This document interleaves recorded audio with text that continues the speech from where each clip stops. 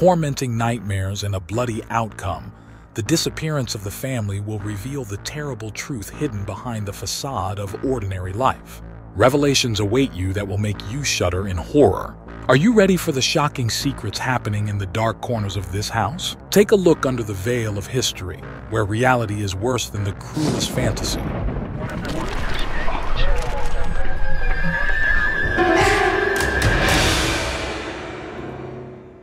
It is impossible to name the exact date of birth of Fernando Federico Reyes, but it is known that he was born around 1983 in the village of Pampa Blanca in northeastern Argentina. He was the youngest of 5 children. There is information that Fernando's older brother's name was Diego. There is very little information about the childhood and adolescence of the hero of our story. However, people who knew him in adulthood agree that he was quite silent. In 2008, Fernando, who was over 20 at the time, met 14-year-old Dana Estrella Belen Martinez. Despite the significant age difference, the young people quickly found a common language. Born in 1994 in the same village, Dana was in close contact with the Reyes family. She was known as a cheerful, energetic, positive girl. The smile never left her face, and she charged everyone around with her optimism. Dana was attracted to nightlife, so she often went to parties. The friendship between her and Fernando quickly grew into a serious relationship, and they began to live together. The girl found a place for herself in the municipality of Pampa Blanca, and her chosen one made a living working in a taxi service. In 2014, the couple had their first child, and 3 years later, their second child was born. In 2018, Fernando and Dana quit both jobs, packed up and moved out of province in search of new opportunities. They did not inform anyone about their decision, not even close relatives. Having covered a little more than 700 kilometers, the couple stopped in the province of La Rioja. Fernando got a job as a walnut harvester, working as hard as he could. He gradually began to earn a good income, and the family's financial condition improved. Only a year and a half after the move, the couple contacted Fernando's relatives and told them about their new place of residence. They shared their impressions of the changes that had taken place in their lives and assured that everything was fine with them.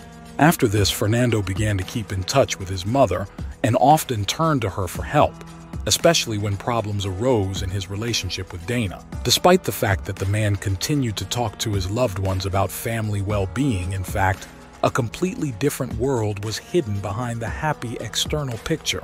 At the beginning of their stories, both Fernando and Dana often changed jobs, which seriously affected the family budget. As a result, the couple was evicted from La Rioja. Not despairing, they moved to La Ciénaga in the department of Belém.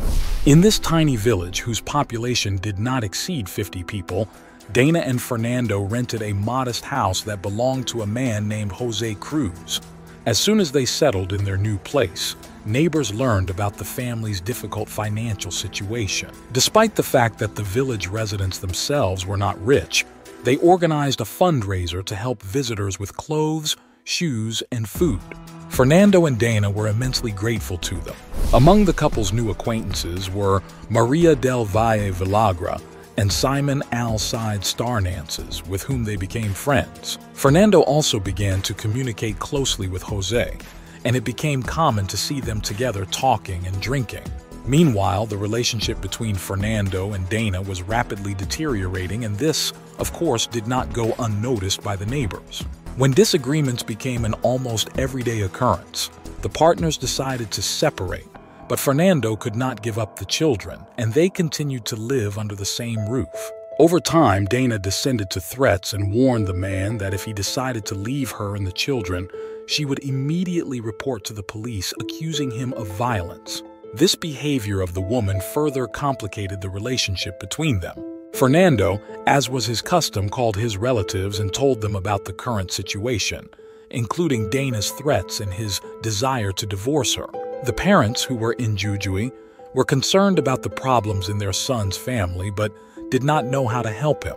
Meanwhile, Dana did not sit with her hands folded and soon began to closely communicate with another man already familiar to her and Fernando. It was Simon Al-Said Starnances, and he was 27 years old. Every weekend, they went dancing with Simon and his ex-girlfriend Maria. Dana's defiant behavior only worsened the conflict. At the end of November 2022, Jose, the owner of the house the couple rented, asked Fernando to meet on Sunday, December 4th to celebrate the upcoming holiday. Inspired, Fernando accepted the invitation.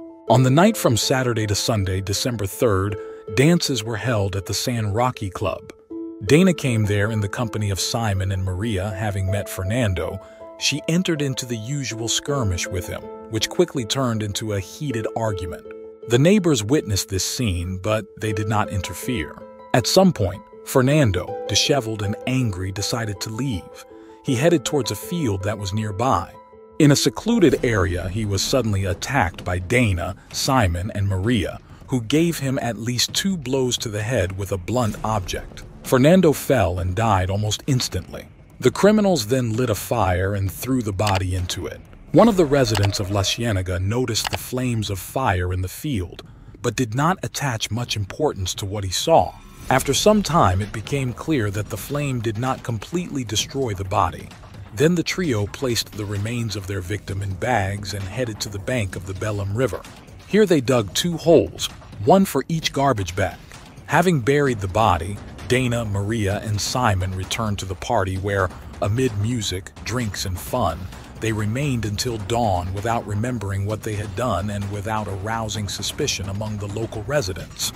On Sunday, December 4th, Jose was waiting for his friend Fernando to celebrate as they had agreed, but time passed and he never showed up. Worried, Jose contacted Dana to find out what happened. She responded by saying that Fernando had gone to Jujuy to visit his family. The man hung up the phone in bewilderment and embarrassment. He could not understand why his friend did this without even informing him. The days went by as usual, but Fernando did not get in touch. Jose couldn't let go of the thought that something bad had happened. He again turned to Dana in search of an explanation, and it was then that she told him that they had decided to separate. This only added to the confusion of the mystery, as Fernando did not pick up the phone or respond to messages that Jose sent him. Meanwhile, the neighbors also found it strange that the loud quarrels in the couple's house suddenly stopped, and besides, no one had seen Fernando in recent days. Suddenly, Dana told Jose that Fernando had returned to the province of La Rioja and found a well-paid job there, similar to the one he had before. However, the more she tried to avoid awkward questions, the more ambiguous and unconvincing her answers became. As a result, Dana's conflicting stories planted seeds of doubt in Jose. The man soon became convinced that his intuition had not let him down. As the weeks passed, the children also began to notice their father's absence, and unsuspectingly they turned to their mother with questions. Dana told them the terrible news. Their dad had died and he was buried not far from the river. Discouraged children, not fully realizing what was happening, began to bring flowers to the place where their father died. Meanwhile, Jose decided to talk to his neighbors in the hope of shedding light on Fernando's disappearance. 2 residents said they saw a couple arguing at a party, and another resident later spoke about a bonfire at night. Dana continued to lie to Fernando's relatives, saying that he left her and the children and left. Moreover, she began to demand money from them to raise the children. However, the crime she committed was still far from being exposed. The story woven by Dana, Simon, and Maria hid a terrible truth that no one knew about. In mid-April 2023, Jose, who never stopped striving to find out the truth, tried to find out whether Fernando had really returned to Jujuy to his relatives. On social networks, he managed to find Diego, Fernando's older brother. Jose wrote a message on his wall expressing his concern and offering to help him find the truth if needed. Diego simply ignored the alarming message and then completely blocked the man. The unsuccessful attempt did not stop Jose. On the contrary, he continued to seek answers to his questions even more persistently. Having written to the sister of the missing man, the man failed again, as she also did not believe his words. Towards the end of April, a dance night was organized in Santa Maria, 2 hours' drive from La Ciénaga. Donna and Fernando were on the guest list. The woman left the children at home, locking them up. As soon as she appeared at the party alone, those present became worried. They had not seen Fernando since November, and now he was not at the dance. At the same time, Jose heard crying coming from the rented house. Since he was the owner, he had spare keys. When he went inside, he saw small children left unattended. The girl told him word for word what her mother told them. It was like a spark that became a compelling reason to contact the police. On May 5, 2023, Jose finally reported Fernando missing. Immediately after this, a large-scale search operation began, which involved homicide experts, criminologists, and dog handlers. The first day did not bring any results, but during the second day of searching, bone remains were found in the open area. Dana was brought to the station for questioning. The team that arrived at the woman's home was met by her eldest son, who repeated the story told by his sister, and investigators focused on the search in the area adjacent to the river. During interrogation, Dana stuck to her previous version about Fernando's trip to Jujuy. She now said the reason for leaving was the death of his brother Diego. To confirm the information, the police contacted the relatives of the missing person. It became obvious that Dana's testimony was a lie, and she was arrested.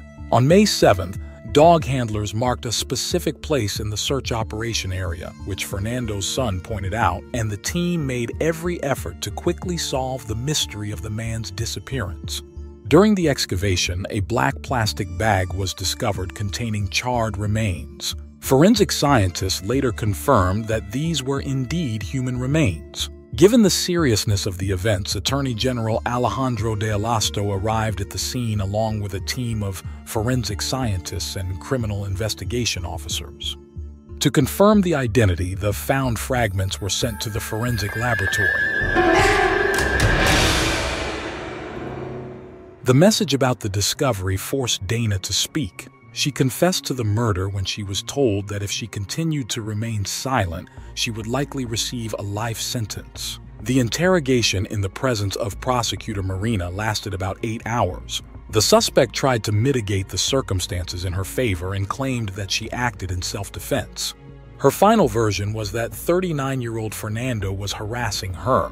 According to the woman, she began to beat him without intending to take his life. Dana did not calculate the force of the blows, and realizing that she had accidentally killed her former partner, she fell into a panic and decided to destroy traces of the crime.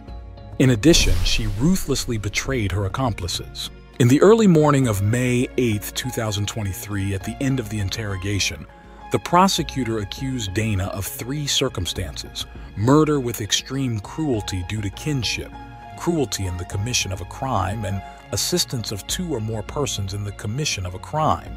The woman was taken into custody at the police headquarters in Belém.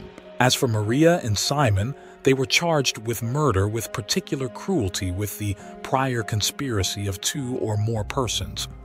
As part of the investigation, the mobile phones of all suspects were sent to a forensic laboratory, where calls, personal messages, photographs, videos, and other materials were carefully analyzed and studied. Fernando's relatives were depressed. The composure with which Dana carried out her act amazed them. In addition, they had to face the difficult challenge of traveling to Catamarca to cooperate with the investigation, where, among other formalities, they provided DNA samples.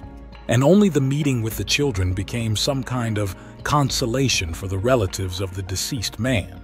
Their maternal grandmother took them under guardianship. On May 18th, Simon and Maria, represented by the same lawyer, appeared before Prosecutor Marina, both categorically denying any participation in the incident.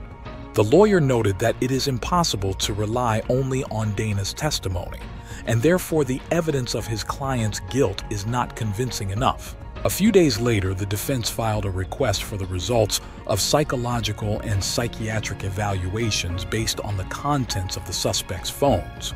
On May 31st, the judge granted this request and the preliminary hearing was suspended. Prosecutor Marina then requested that all 3 remain in custody until a trial date was set, given the seriousness of the crimes committed.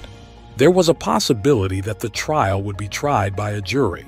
Diego, Fernando's brother, and his father, Orlando, appeared in court to join the prosecution, represented by counsel. There is currently no known next tentative date for when the three accused in the murder of Fernando Reyes will have to answer for their heinous act. Relatives of the deceased hope that justice will prevail. But from now on, the children will have to grow up and mature without a father and mother while realizing that it was she who was the perpetrator of the brutal crime that destroyed their family. This incident was a clear confirmation that sometimes the people we trust most are actually our worst enemies, just waiting for the right moment to reveal their sinister nature. Thanks for watching. I recommend watching other true crime stories. Click now and don't forget to hit the bell so you don't miss new stories. See you soon. Take care of yourself.